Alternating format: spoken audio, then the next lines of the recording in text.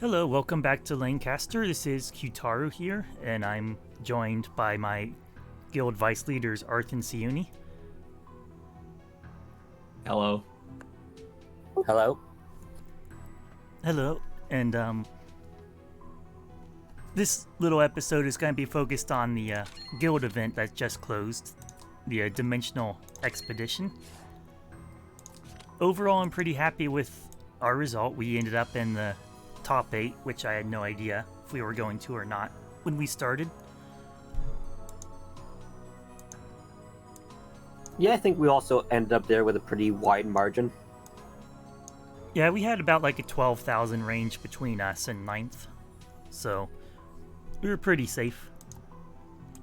Overall, we didn't take out every single city. We had a little bit left at the end that by that point we just didn't really care too much about, seemed like. Capital City was really big burnout. Yeah, a lot of people did come together for the capital city though. But I guess I should mention the way we set up our squads is I tried to set up 3 squads. And I tried to make them sort of roughly equal on strength, though I knew that the Skelefellows were going to be the strongest. But it's like one of those things where you don't really know because there's some people in your guild you're not that familiar with.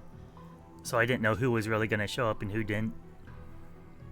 But I think next time I'm going to focus more on having, like, making sure there's, like, at least one really, really strong squad that can burn through the cities really quick. Anyway, my impression was I actually did enjoy this mode a little bit, except for having to watch explosion procs from, like, the AoE stuff over and over and over. Oh god, the time on that was rough.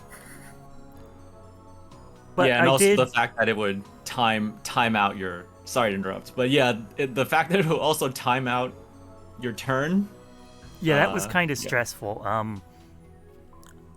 I duoed a lot, and Cyouni was my usual dance partner. And having, like, each of us controlling 3 units, it kind of meant running out of time quite often. And then having to hope that Otto would make the right move at some point. I think having 3 people would reduce that a little bit, because then it's like it's split up among having like 2 characters instead of all that time for 3. But anyway, I spent a lot of time dueling with Cyouni, and I kind of also did a couple runs with some other people. And that kind of made it more fun than doing it on my own would be. But, so I kind of actually enjoyed it. What were your impressions of actually playing through the event? Let's start with Arth. Oh, me? Yeah, no, I enjoyed it at first. Obviously I ran into the issue of tedium, because I was actually playing 2 accounts at once. So I was duoing with myself, and yeah, when you're doing AoE runs, which was the majority of the runs I did, it just got took a really long time because you had to watch all the procs, and then you're dealing with the countless enemies towers, right, which had more enemies. So obviously overall it just took more time compared to the single target towers. So I mean, I got to a point where the runs were pretty comfortable, so at least I was making good progress and I felt like I was being efficient, but time-wise I was not being efficient, and I'll have to think about how to make that a better experience next time. If I'm gonna do the same thing and play 2 accounts, maybe I should think about more single target setups so I don't burn out doing just AoE spam forever. Well, I think next time might be a bit different because you're gonna be in the same squad as myself and Cyouni probably. Right. So so if I'm still playing 2 accounts, I could split it up where we could be a group of 3 for one account, and then I could like solo something with the other account, which is also less stressful because you don't have to deal with The time limit, yeah. the timer. Yeah. Well, that'll be a discussion for more like in the future. Yeah, I think, but I can totally imagine, like I could still be playing 2 accounts at the same time, right? But I could be in a group with the 2 of you on one account, and then I could just solo casually with the other account on the at the same time. That might be a better use of my time, actually.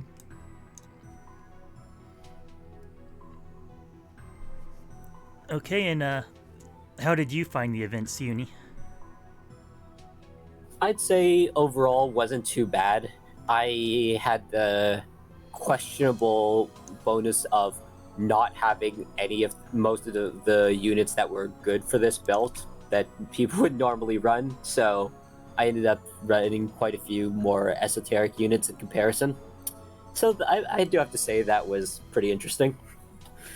Well, I think the time units you being- did end up running were actually very good units for some reasons I'll get into later when like I talk about enchanting and what enchants are actually best for this mode.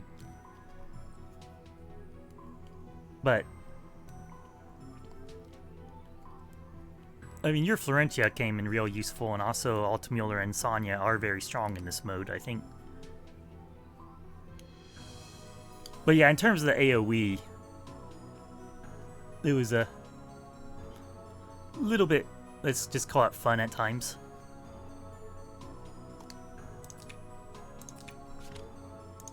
Yeah, for myself, I actually didn't have like the AoE units really built up in terms of star level. So I actually used my shard bag to get like Shelfaniel from 3-star to 4-star, and I've been sharding her ever since. And I did the whole thing with like a 3-star Rainforce as well. I suppose that's one way to make it work. Yeah, and personally, I also did some runs on some other people's accounts. They let me log in.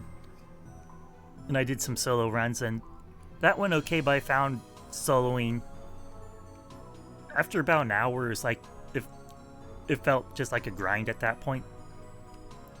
So I definitely found like dueling and playing with other people on Discord was a lot more fun. So I hope that next time having a bigger like Discord squad is going to make things not only go smoother, but it's going to be more enjoyable as well.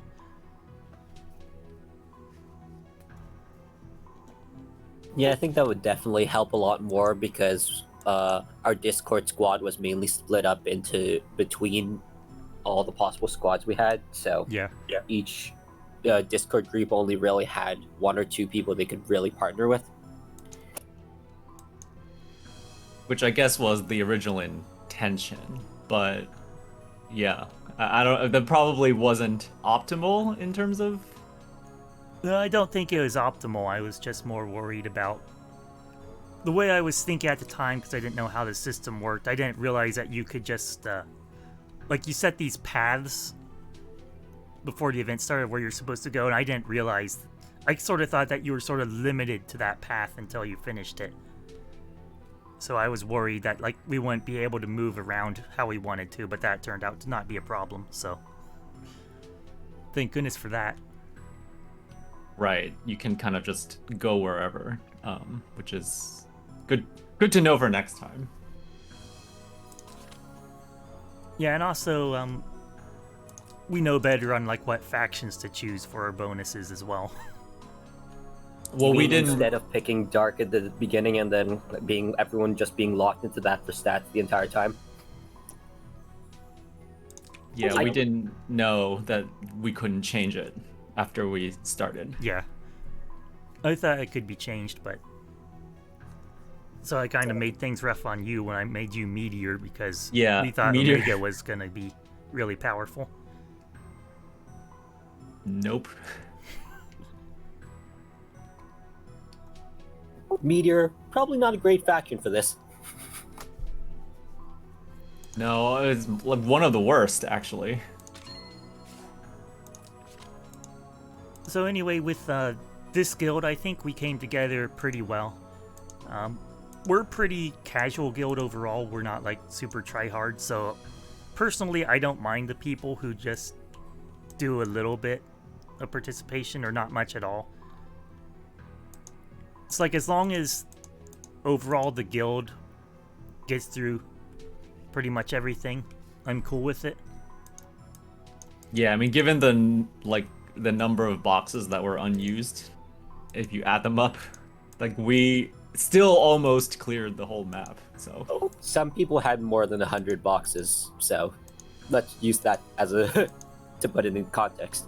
like if maybe half of these people just autoed the towers that we didn't clear, we would have still cleared it easily. Yeah, but at the same time, it's like this mode can be a boring grind for a lot of people, especially if they're not playing with anyone else. You know, just the way things are today, a lot of people are under stress. I don't really blame people for not wanting to spend time in this mode. Yeah, I definitely lost Apex time. It is a Because very grindy mode. Yeah. Anyway, I'm hoping next time we might have a little bit more support, as well as just having the squad set up more efficiently. So next time should be smoother. My hope is basically instead of like try-harding for like number 1, I just want to get top 8 and for everyone to have a good time and not get burned out. Top 8 is a pretty reasonable location to aim for, really. Yeah, Yeah. so next time we get top 8, but it's easier, right? Like that's Yeah. That's totally fine, yeah. By the way, I suppose I should say congratulations to Heavenly Winds for taking first place. And congratulations to Alpha for having the first tower, or first main city kill.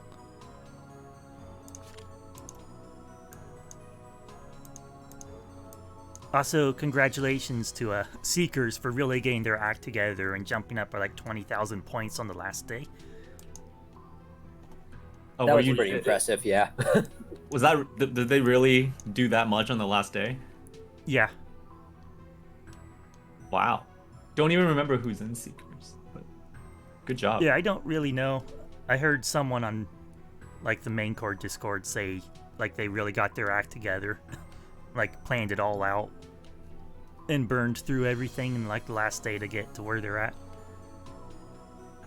So they had a really tremendous surge, so no. Yeah, Congrats so, to them. It's a bummer for Ragnarok, right?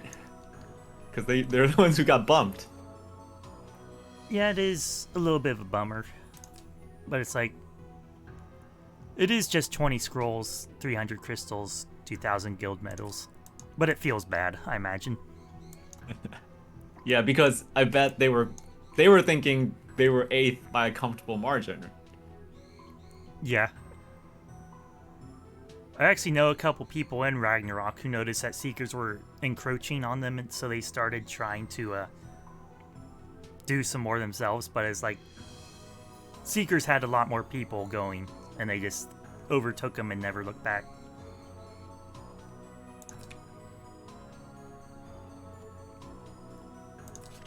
Anyway, I have heard some sort of drama going on with this event about people getting kicked, which I don't really understand.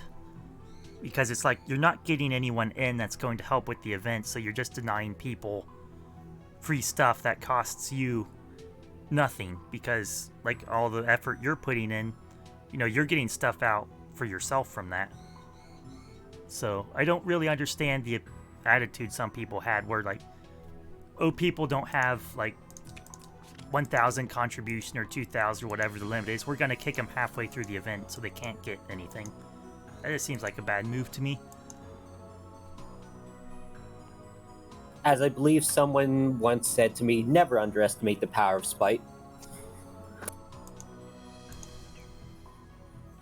Yeah, there's some people I expected to do a little bit more in this list. But like I said earlier, the world is bad enough. I don't need to be adding to stress yelling at people. And I don't know their life situation either, so. I'm just happy that the people who did put in effort got us to where we are.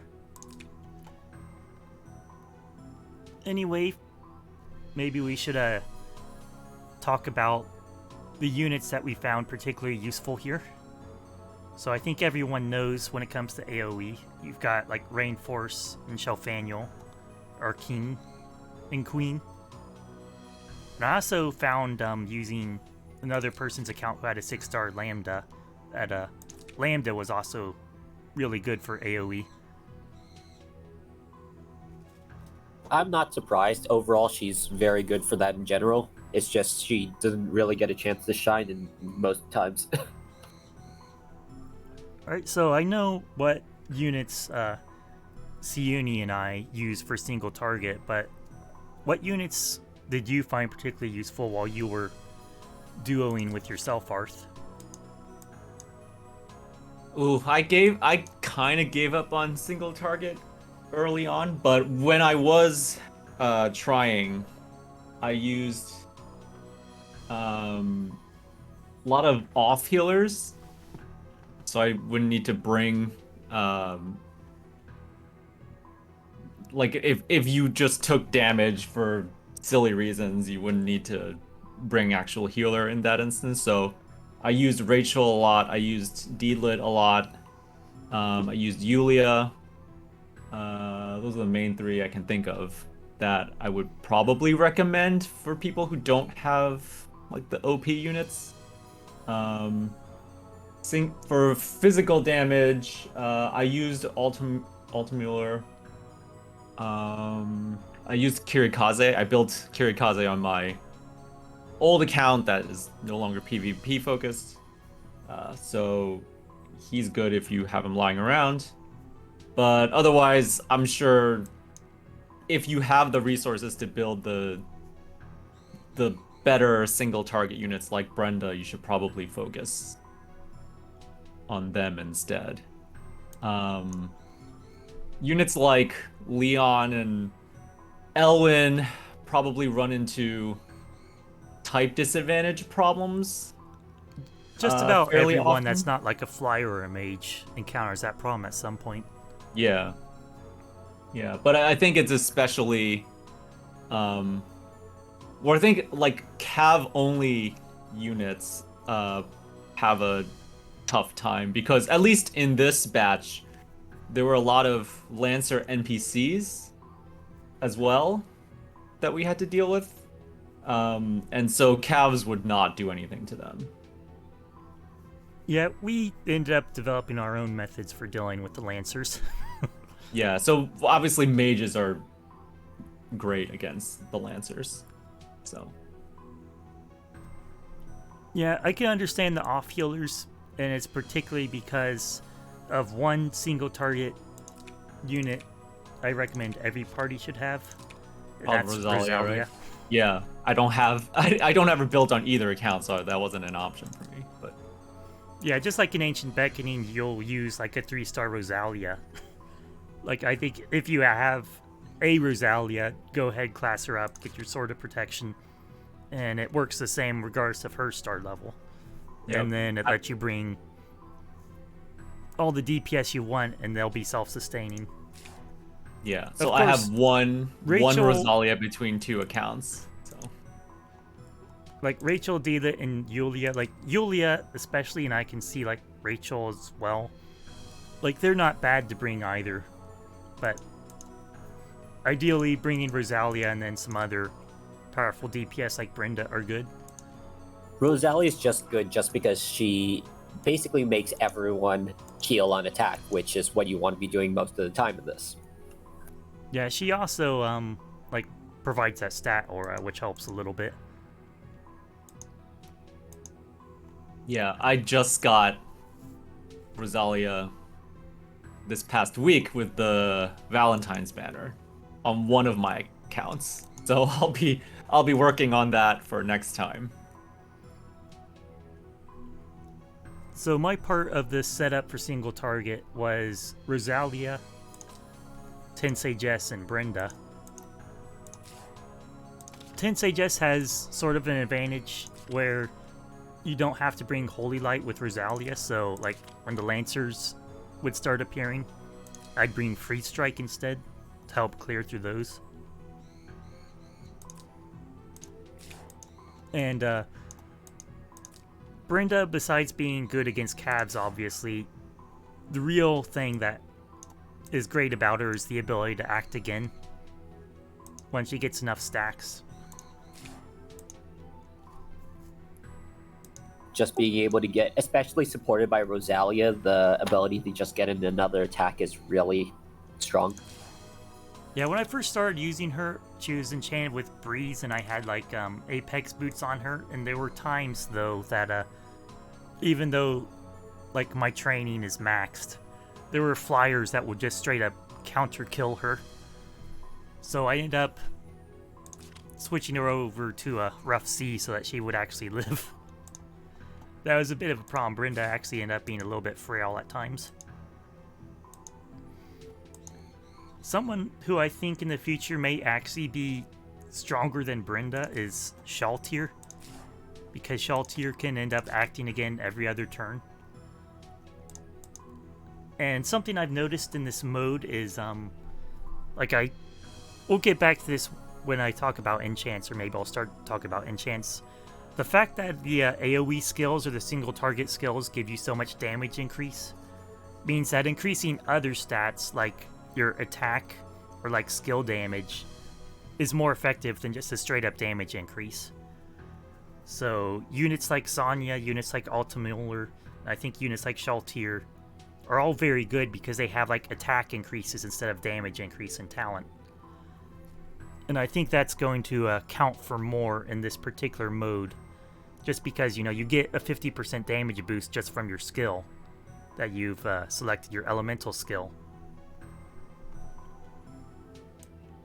So enchantments like Rough Sea and Full Moon, or even magic with the skill damage, will do more for you than like Breeze or Meteor do. And I kind of feel the same about units, just unit talents. Unit talents with attack are probably going to be more powerful in this mode than units with damage increase.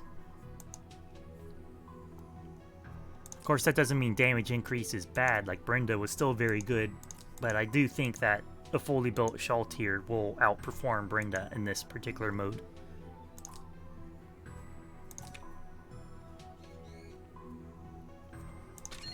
Well, Cyouni, I kind of mentioned you had Altamuller and Sonya. How would you describe your experience using those in single target? Yeah, my primary single target units for this really ended up being Altamuller, Sonya, and in certain ones I also ended up picking Ren, and I think Wataru was my last one that I pulled it. Overall, Altamuller and Sonya were the primary ones, especially since we were running Dark as our faction stat bonus. They were pretty solid. Altamuller, even before his SP class came out, was really good for just diving in and getting specific kills where other people weren't reliably going to be able to do it, with his 3C and then just a strong attack afterwards. Yeah. And Sonya's 3C was really effective too at being able to target the weaker stat. Sonya's was good on a lot of aspects. One was her 3C, just being able to target the weaker stat. Another is ninjutsu, because towers were very, very common in this mode. So you could just use it to get yourself an extra 30% attack or similar things. And just having strike there was good for getting her 3C up again before the end of the actual run. What did you use on Altamuller? Because you don't actually get the act again, right? If you kill someone with the 3C? It depends. If you kill someone with the 3C but still have 2 units adjacent, you will get it again. Right, but for the single target that's never true, right? For the single target towers. There were plenty of occasions where the 3C failed to kill, but then he got the act again. So it's still worth it, even with the cooldown, you think? Oh yeah, 100%. Just because you're getting the, especially on the boss towers in the capital city is one of the main spots we used it for. Just ensuring the kill on certain units that would have destroyed us if they got a chance to act. Mm-hmm.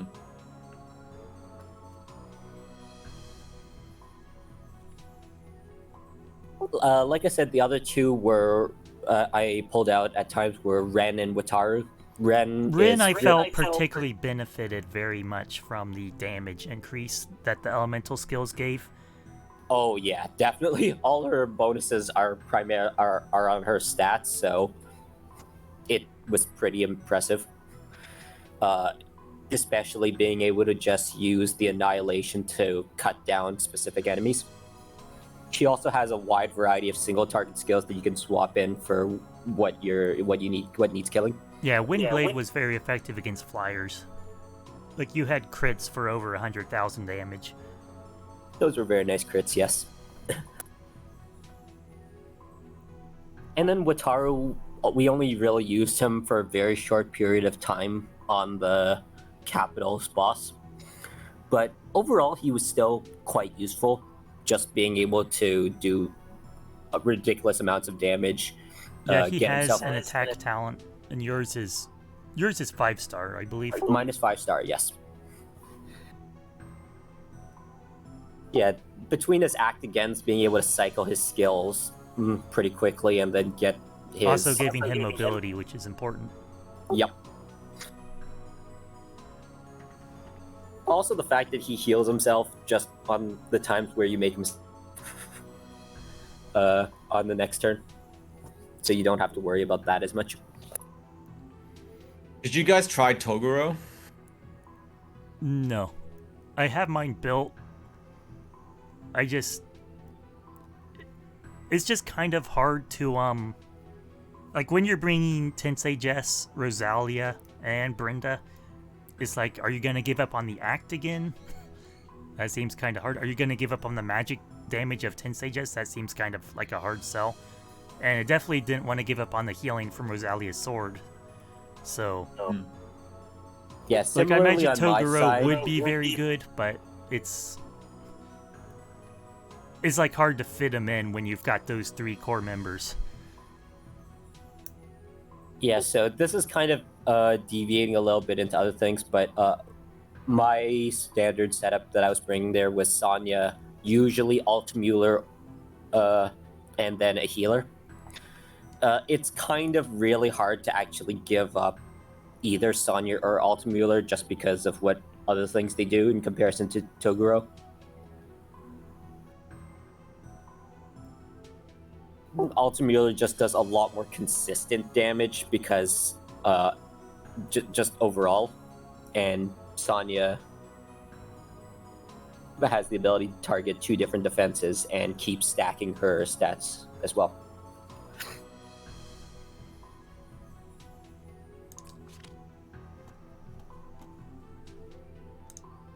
Alright, so one thing I wanted to mention again towards the future, with Spurt being like in the future all in the same squad, so instead of being a duo, we can do a trio. One of the things we did with guild skills, let me see if I can get it here on the screen. You mean the elements? Yeah, the elemental skills is, like, on the later towers, we actually found it useful for one of us to bring a crippling formation, just because their stats were getting so high. So something I'm looking forward to in having a like a 3-man team is that we can have 2 people. If it's a single target, we'd have 2 people with the strike formation, and then the third, who maybe brings like Florentia as a healer, could bring the crippling formation. And I think that would improve the overall efficiency and ability to take out units. Also, another 3-man crew thing I'd like to try is I believe it's possible if we have like people with like properly built units for this, is to have like a hyper efficient AoE team where one person brings a Rainforce and a Florentia, and then the other 2 people can just bring 1 unit. One can bring a Rainforce, and then the last can bring a Florentia. And I think just those 2 being able to launch out 6 AoEs every turn, and then having all the fixed stacks, all the fixed damage stacks, will be able to clear the waves every turn. So I think that's a very box efficient strategy I'd like to try in the future. Yeah, it's definitely I think it definitely worked well for boxes, though we never really. I don't think we ever really ended up with boxes being a problem for us. It was always at the point where it seemed like it could potentially end up being a problem, and then like the rest of the squad like would jump in suddenly, unexpectedly, and then like the towers were cleared and we had more boxes. Yeah, we did get a bonus 10 boxes, I think, at some point. Right. Oh, speaking of boxes, I do want to say thank you very much to Wisteria, the MVP of clearing the Narm and Chris towers, along with Blightbow. I think Blightbow did quite a bit with that too. Sephiroth as well. I am very happy and not having to deal with those. Yeah, those towers were awful. Yeah, I think Chris was actually Skello and Sephram, and Wisteria did most of Narm.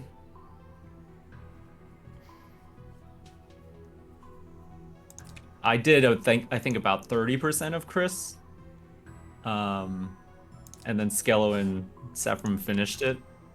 I did quite a bit of Narm on like on the Nina Sophie account, but it was awful. It was like being able to complete only like 2 or 3 waves. It's because the spawns, you couldn't really AoE them down very well, and then once they moved, they all get Tsubame's talent, so you can't target them. It's very annoying to deal with.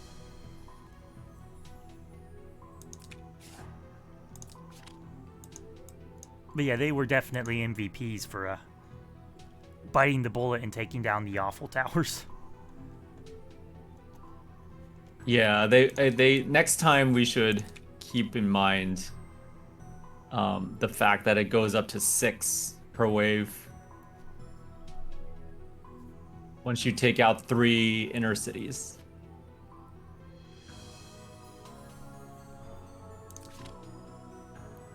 Alright, another thing I wanted to mention is, like I said, I don't think we're gonna be like try-harding aiming for the top spot next time, but with a full Discord squad, maybe we can coordinate some like node overkills. So I did some math earlier, and I figured, you know, if we have like one super squad that's like overkilling nodes, and we can overkill and get like an extra 4,000 ore per city, so to speak. Like if our super squad completes like 10 cities, and that's like an extra 40,000 points. So that would basically put us at like 130,000, which would put us at number 1 for this current set. Of course, I think next time around, other guilds are going to have higher scores, because everyone sort of figured out what to do now.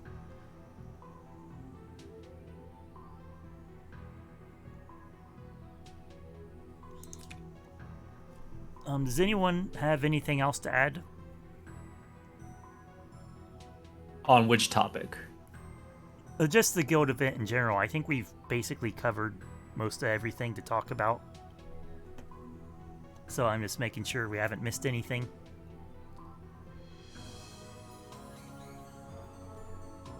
No, I think we're mostly in the clear for that. Alright, well, I guess the final thing I have to say is thank goodness it's over. Now we can all go back to our regularly scheduled suffering in Apex. I mean, next time we will definitely take the preparation stage more seriously. Because Well, we at the didn't beginning take we were it like, not oh, we have to seriously. wait We 48 just didn't know everything. Yeah, yeah. But like like next time, um, we'll be like planning out which elements we want to pick up first, which will determine which cities we want to hit first, and right, there's all that strategy that goes into that. Because, you know, I particularly found the dark AoE element to be easy mode with Rainforce, because it doesn't matter if you kill them on your turn, because with enough stacks they'll just all die on their turn and they can't do any damage to you. So Yeah, we I would had Earth AoE to do kind of the same thing, just with limiting their mobility so they couldn't reach.